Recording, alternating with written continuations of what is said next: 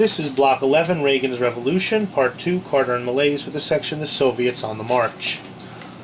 With a weakened United States, post-Vietnam, post-Watergate, economic troubles, etc., communist movements funded by the Soviet Union were making gains all over the world. They were making gains in Latin America. They were making gains in Central America, and in 1979, the Soviet Union shocked the world with an outright invasion of Afghanistan, and the United States became worried that the Soviets would use bases in Afghanistan as a jumping-off point to dominate the oil-rich Middle East.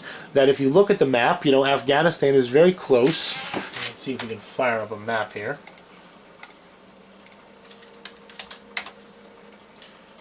Map of Central Asia. Afghanistan and Middle East.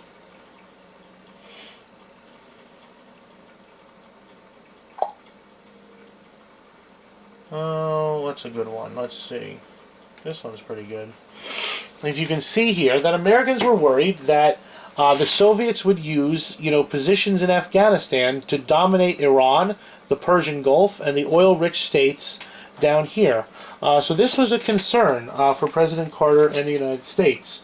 As it turned out, though, the Soviet army is designed to fight Americans in Western Europe, not Afghanis in the mountains of Afghanistan. And the Soviet Union faces many of the same problems that the United States faced in Vietnam, that they found it very, very difficult to defeat guerrillas in Afghanistan, that the guerrillas in Afghanistan are armed and funded in large part by the United States. But this is, it was not an issue really at the time, but kind of motivating a lot of these Afghani fighters against the Soviet Union. They were motivated by radical Islam. Osama bin Laden got his start. He was an American-funded fighter in Afghanistan fighting against the Soviet invasion of Afghanistan.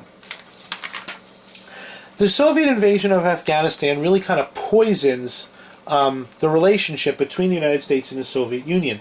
And détente began to fail.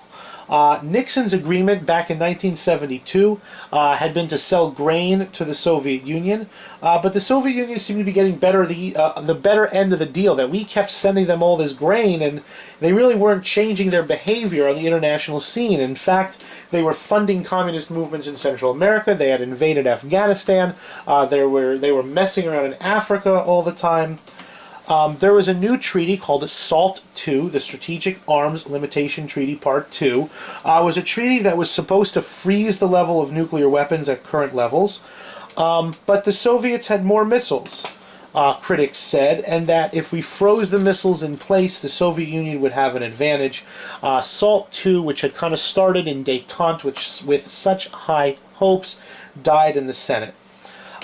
Americans were turned off from détente in large part by the Soviet invasion of Afghanistan. Cuban troops were doing the Soviets' bidding in Ethiopia, Angola, other African and Latin American states. And the United States kind of looked at, from President Carter on down, to a very large extent, they looked at the Soviet Union and they felt that they had been played a fool.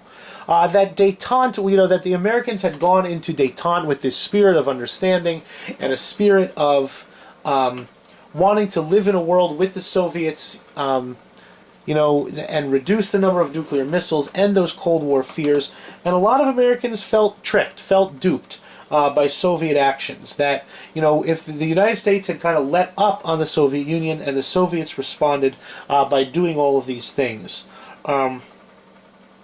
And anger at the Soviet Union fell into the hands of the Republican Party, much more strongly anti-communist and pro-defense than post-Vietnam Democrats were. So here's another problem with President Carter's presidency. He is the leader of a party that is seen by the American people as soft on communism, even if he himself personally was not. He's seen at the head of the same Democratic Party who supported withdrawal from Vietnam, had run George McGovern for president, and the American people began saying that if we want to deal with the Soviet Union, Jimmy Carter's Democrats are not the political party to do it.